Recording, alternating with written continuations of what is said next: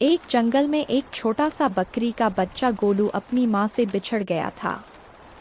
वह इधर-उधर भटक रहा था। उसकी आंखों में डर साफ दिखाई दे रहा था। मम्मी मम्मी आप कहाँ हो?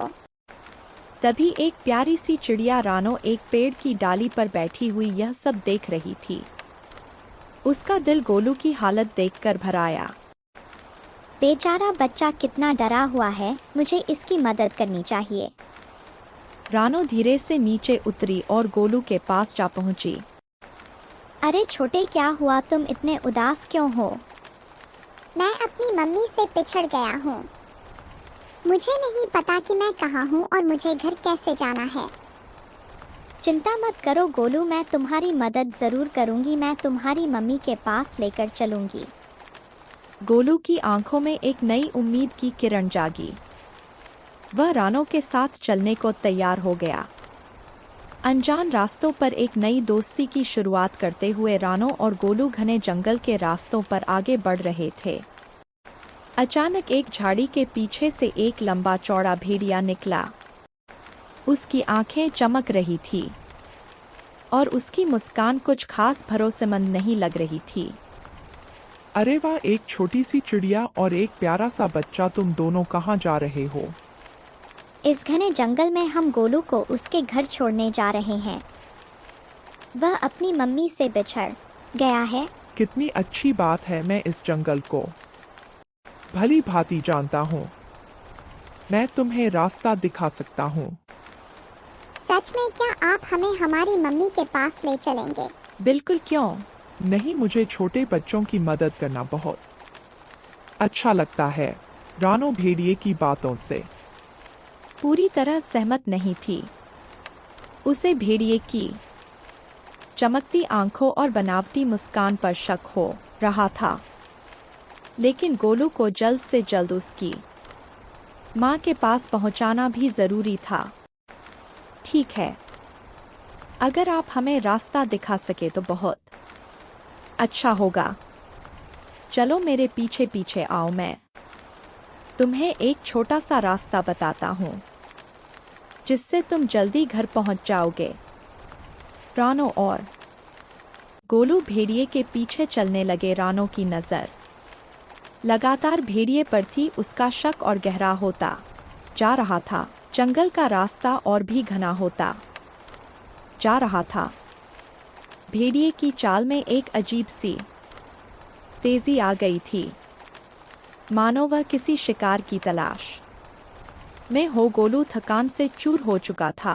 भैया, हम कब तक चलेंगे? मुझे बहुत भूख लगी है और मेरी टांगे भी दुखने लगी हैं। बस थोड़ी ही दूर है छोटे, वहाँ एक नदी है, हम वहाँ आराम कर लेंगे और कुछ खाना भी ढूंढ लेंगे। रानो भेड़िए की बातों पर जरा भी यकीन नहीं कर रही थी। उसे भेड़िए के इरादों पर शक हो रहा था। अचानक भेड़िया एक सुनसान जगह पर रुक गया और पीछे मुड़कर रानो और गोलू की ओर घूरने लगा। उसकी आंखों में अब एक शिकारी की चमक थी। अब बहुत हुआ, अब तुम दोनों मेरे शिकार बनोगे। रानो दीदी, ये क्या कह रहा है? हमें बचाओ, डरो मत। गोलू, मैं तुम्हें कुछ नहीं होने दूंगी। अरे छोटी चिड़िया, तुम मेरा क्या बिगाड़ लोगी? तुम तो एक झटके में मेरा निवाला बन जाओगी। भेड़िया धीरे धीरे रानो और गोलू की तरफ बढ़ने लगा। उसकी आंखों में भूख की लालसा साफ दिख रही थी। रानो जानती थी कि अगर उसने कुछ नहीं किया तो भेड़िया उन दोनों को निगल जाएगा। अभी उसके दिमाग में एक तरकीब आई।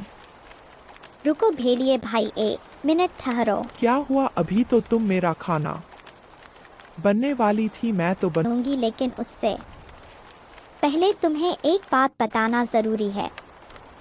क्या? बात यह, बकरी का बच्चा बीमार है, बहुत बीमार। बीमार? मुझे तो कुछ नहीं लगता। तुम्हें इनकी गंध नहीं आ रही? इसमें से एक अजीब सी बदबू आ रही है। यह एक ऐसी बीमारी है जो दूसरे जानवर में भी फैल सकती है। क्या क्या बीमारी? कहीं मुझे भी ना लग जाए। मुझे तो यही लगता है यह बीमारी बहुत खतरनाक है। अगर तुमने इसे छुआ तो तुम भी बीमार पड़ जाओगे। भेड़िए के मन में डर खर कर गया। वह अब गोलू को देखकर घिन महसूस कर रहा था।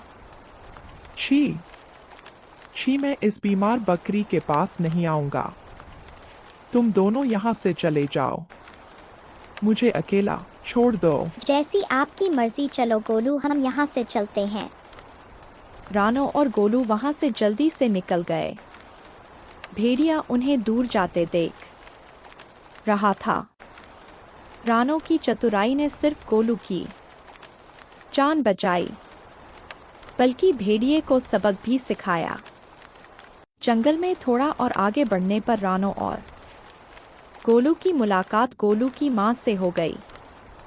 माँ अपने बच्चे को देखकर खुशी से झूम उठी और रानो को उसकी बहादुरी और चतुराई के लिए धन्यवाद दिया। भेड़िए की करतूत की खबर जंगल में आग की तरह फैल गई। जंगल के राजा शन ने भेड़िए को बंदी बना लिया और उसे उसके बुरे कामों की सजा दी। रानो और गोलो की दोस्ती एक मिसाल बन गई। हमेशा एक दूसरे के साथ रहे।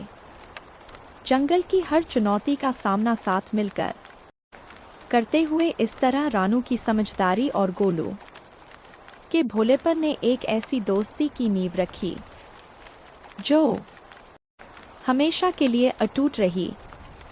प्यारे दोस्तों, कहानी पसंद आई हो तो वीडियो को लाइक, अपने दोस्तों को शेयर और चैनल को सब्सक्राइब करना बिल्कुल ना भूलना। आपका धन्यवाद। जंगल में बहुत तेज बारिश हो रही थी। मीनू मौसी और रानू चिड़िया आपस में बातचीत कर रही थी। मीनू मौसी, जंगल में 3 दिन से लगातार बारिश हो रही है, अब तो इस बारिश को बंद हो जाना चाहिए। रानू ने कहा। तुम सही कह रही हो रानू, लगातार हो रही बारिश से सभी बहुत ज्यादा परेशान हैं और चिंतित भी हैं। मैं जरा जंगल का एक चक्कर लगा कर आती हूँ, मीनू मौसी ने कहा।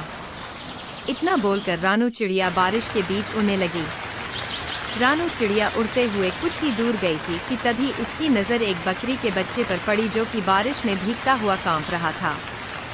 अरे, यह बकरी का बच्चा तो ठंड में कांप रहा है, लगता है यह अपने घर का रास्ता भूल गया है, रानू चिड़िया ने सोचा।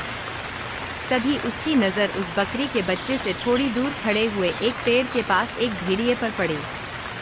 यह भेड़िया तो हमारे जंगल का मालूम नहीं होता, यह तो किसी दूसरे जंगल का लगता है, रानू चिड़िया ने सोचा। वह भेड़िए के पास पहुंच गई और पूछने लगी, कौन हो तुम? मैं अपने जंगल के सभी प्राणियों को जानती हूँ, तुम तो इस जंगल के नहीं लगते। भेड़िया बोला, तुम सही कह रही हो, मैं इस जंगल का नहीं हूँ। मैं इस जंगल से गुजर रहा था कि तभी बारिश शुरू हो गई। बारिश से बचने के लिए मैं इस जंगल में रुक गया। जब बारिश बंद हो जाएगी तो मैं चला जाऊंगा। रानू चिड़िया ने भेड़िए को वहां छोड़कर उस बकरी के बच्चे के पास जाकर पूछा, तुम यहाँ पर क्या कर रहे हो? तुम्हारी माँ कहाँ है और तुम्हारा नाम क्या है? बकरी का बच्चा बोला, मेरा नाम गोलू है। मैं बारिश में खेल रहा था मगर खेलते खेलते बहुत दूर निकल आया और घर का रास्ता भूल गया। इतना कहकर गोलू रोने लगा। रानू चिड़िया ने उसे दिलासा देते हुए कहा, तुम चिंता मत करो, मैं तुम्हें तुम्हारे घर ले जाऊंगी। गोलू की माँ उसे ढूंढते हुए वहां आ गई और बोली, तुम कहाँ चले गए थे गोलू? तुम्हें पता है मैं कितनी परेशान हो गई थी। गोलू ने अपनी माँ को देखकर कहा, माँ, मैं अब हमेशा आपकी बात मानूंगा। रानू चिड़िया ने गोलू की ओर देखकर कहा, अब तुम अपनी माँ के साथ घर चले जाओ और जब तक बारिश बंद नहीं हो जाती तब तक बाहर खेलने मत आना। अगले दिन बारिश थम गई। रानू चिड़िया धूप का आनंद ले रही थी कि तभी मोनू चिड़िया वहां आकर रानू से बोली, अरे रानू, तुम यहां आकर बैठ गई हो और वहां बेचारी एक बकरी फूट फूट कर रो रही है। रानू ने पूछा, कौन सी बकरी रो रही है? मोनू ने जवाब दिया, वह बेचारी अपने बच्चे को ढूंढती फिर रही है। उसका कहना है कि उसका बच्चा कल रात से घर से लापता है। चलो मेरे साथ। रानू चिड़िया मोनू के साथ वहां चली गई। उसने देखा कि वह बकरी गोलू की माँ थी। रानू ने पूछा, क्या हुआ, तुम रो क्यों रही हो? गोलू की माँ ने रोते हुए कहा, कल जब मैं गोलू को घर ले आई थी तो सुबह जब मेरी आंख खुली तो वह घर से गायब था। मैंने पूरा जंगल छान मारा मगर वह कहीं नहीं मिला। रानू ने कहा, तुम घबराओ मत, मैं उसे अभी तलाश करती हूँ। रानू चिड़िया गोलू को ढूंढने लगी। तभी उसकी नजर एक पेड़ के नीचे उसी भेड़िए पर पड़ी जो कि आराम से लेटा हुआ था। रानू ने उससे पूछा, क्या तुमने बकरी के बच्चे को कहीं देखा है? भेड़िया बोला, मैंने किसी बकरी के बच्चे को नहीं देखा। वैसे तो तुम कह रही थी कि बारिश होने के बाद तुम यहाँ से चले जाओगे। रानू ने सोचा, मुझे तो इस भेड़िए पर शक हो रहा है। मुझे जंगल के राजा शेर से इसकी शिकायत करनी होगी। रानू चिड़िया जंगल के राजा शेर के पास गई और सारी घटना बताने लगी। शेर क्रोधित होकर बोला, इसका मतलब वह भेड़िया सही बोल रहा था। तुम हमेशा जंगल के प्राणियों के खिलाफ मेरे कान भरती रहती हो। तभी रानू ने देखा कि भेड़िया गुफा के दूसरे हिस्से से गोलू के साथ वहां आकर खड़ा हो गया। रानू हैरत से इस दृश्य को देखने लगी। भेड़िया बोला, महाराज, जब मुझे पता चला कि यह बकरी का बच्चा कल से गायब है तो मैं जंगल में उसकी तलाश के लिए निकल गया। मगर मुझे पता था कि यह रानू चिड़िया मेरे खिलाफ आपके कान भरने आएगी, इसलिए मैंने आपको पहले ही सब कुछ बता दिया था। शेर रानू चिड़िया की ओर देखकर बोला, और तुम कह रही थी कि इस भेड़िए ने बेचारी बकरी के बच्चे को मार डाला, मगर यह तुम्हारे आने से पहले ही इसे यहाँ सही सलामत ले आया। तुम्हें अब सजा मिलेगी, तुम्हें जेल में डाल दिया जाएगा। इतना बोलकर शेर ने अपने सिपाहियों को आदेश दे दिया और रानू चिड़िया को एक पिंजरे में बंद कर दिया। भेड़िया खुश होकर वहां से चला गया। इधर मोनू चिड़िया इस सारे दृश्य को देख रही थी। वह तुरंत मीनू मौसी के पास पहुंची और सारी घटना बताते हुए बोली, कुछ कीजिए मीनू मौसी, जंगल के राजा शेर ने रानू चिड़िया को बंदी बना लिया है।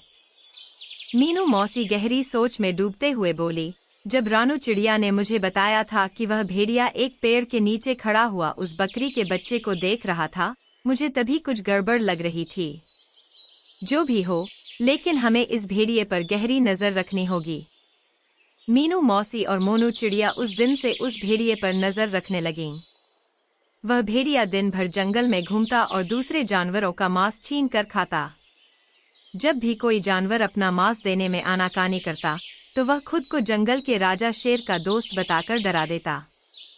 एक दिन भेड़िया टहलते टहलते गोलू के घर के नजदीक चला गया। गोलू अपने घर के बाहर खेल रहा था।